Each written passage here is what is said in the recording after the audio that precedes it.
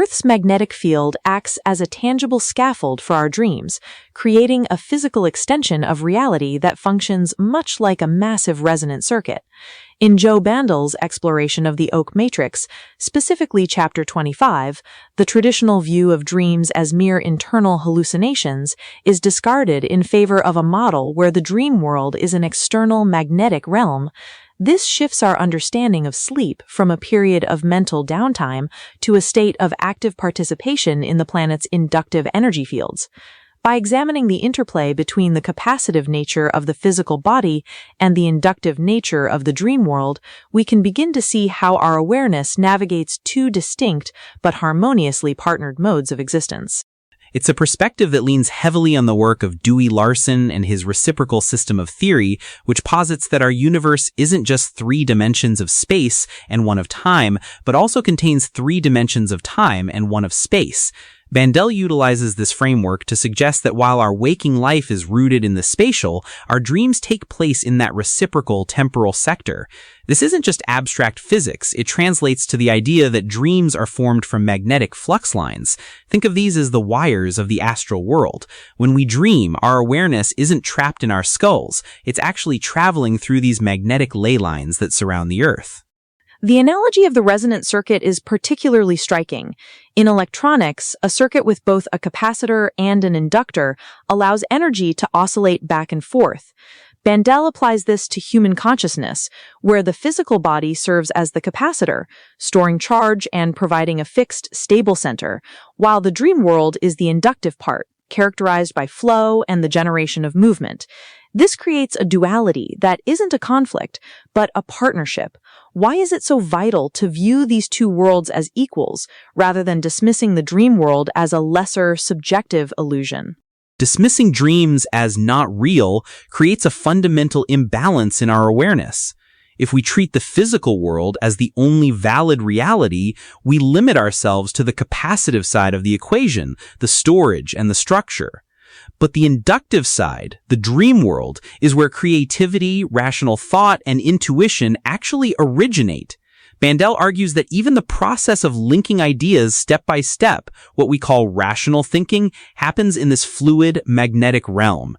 When we visualization a future goal, we're literally fashioning it out of magnetic substance before it ever manifests in the physical world. Without the dream world, the physical world would be static. It would lack the invisible winds that move the branches of the oak tree. That oak tree metaphor really anchors the entire OAK matrix philosophy. The roots represent our physical grounding in the earth, and the branches represent our expansion into the dream world. But there's a specific tension here in how our self-identity shifts between these two states. In the physical world, my awareness is fixed. I am this body, and you are that person. But in a dream, that I becomes incredibly fluid. I might be a bird one moment and a mountain the next. How does this lack of a fixed center in the dream world affect our daily consciousness? That fluidity is exactly what allows for growth. In the physical, capacitive state, identity is an anchor, which provides security, but also rigidity. In the inductive dream state, awareness is like water. It identifies with images and objects momentarily without becoming stuck. This dual awareness means we are both a fixed point and a flowing stream. Bandel suggests that daydreams and memories are dream moments, where we're dipping into that magnetic fluidity while still awake. The goal isn't to escape the body, but to integrate these two modes, so that the fixed self can benefit from the fluid self. If someone feels stuck in their life, it's often because they've lost touch with that inductive flow, where change and new forms are possible. There's an interesting scientific overlap here, too. Recent studies in magnetoreception, such as those published in the journal eNeuro, have shown that humans have a subconscious brain response to Earth-strength magnetic fields. Researchers observed distinct changes in alpha waves when people were exposed to rotating magnetic fields in a controlled setting. While mainstream science is still debating what we actually do with this sixth sense, Bandel's theory suggests we're already using it every night. He links the quality of these dreams to our astral body or magnetic aura. If our energy is clogged or chaotic, our dreams reflect that as nightmares or confusion, but if we're clear and charged, dreams become vivid training grounds. The idea of dreams as a training ground is a powerful shift from the subconscious junk theory. If dreams are taking place in an external magnetic field, then they are a shared environment. You're not just looking at a movie in your head, you're interacting with a collective astral layer. Bandel even mentions that an astral body could be in someone else's dream without the person even being aware of it. This makes dreaming a form of environmental interaction. When we have a flying dream, it's not just a metaphor for freedom, it's a literal experience of etheric movement within those magnetic flux lines. The more we develop our chakras and internal energy, the better we can navigate these layers, moving from being a passive observer to an active creator. That transition from observer to creator seems to be the core of the empowerment aspect. If we can consciously shape outcomes in the dream world, we're essentially prototyping our reality. Bandel mentions that visualization is awareness venturing into this magnetic realm. So if I visualize a project, I'm not just thinking about it, I'm building it out of magnetic substance. But this requires a very high level of intentionality. How does one move from just having random dreams to actually harnessing this magnetic reality for personal growth? It starts with acknowledging the reality of the dream world. If you treat a dream as fake the moment you wake up, you're severing the energy cord between the capacitive and inductive parts of your circuit.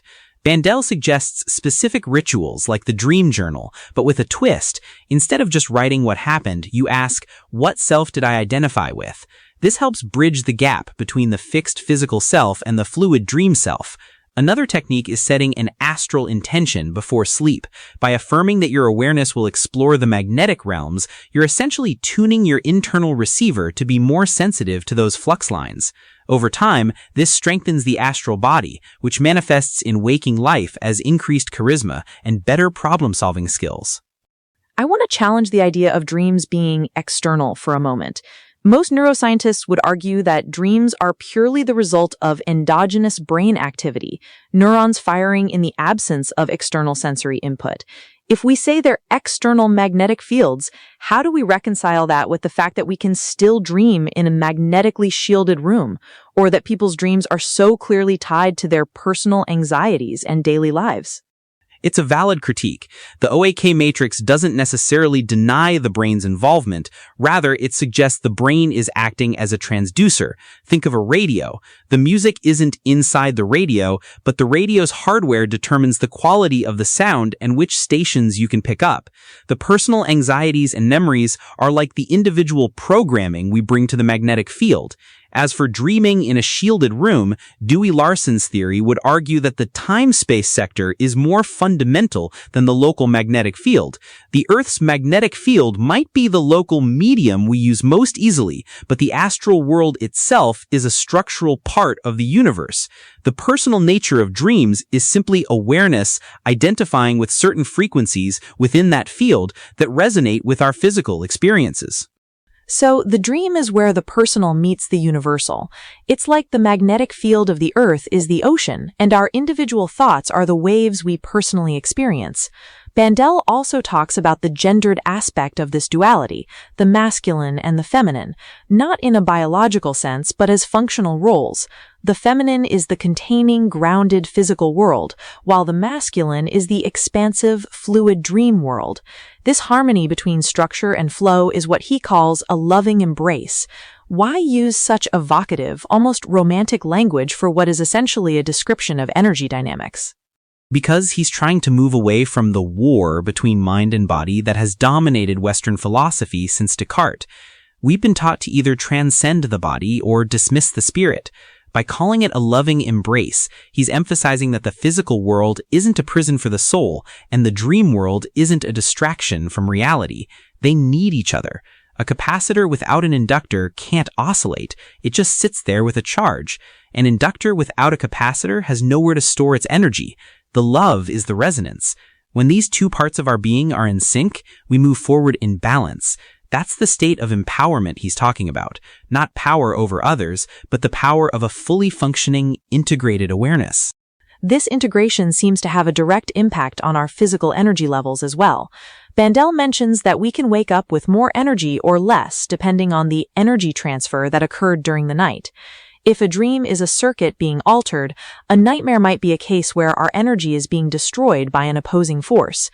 This frames sleep as a much more high-stakes activity than we usually assume. It's almost like we're maintenance workers for our own energetic circuitry while we sleep.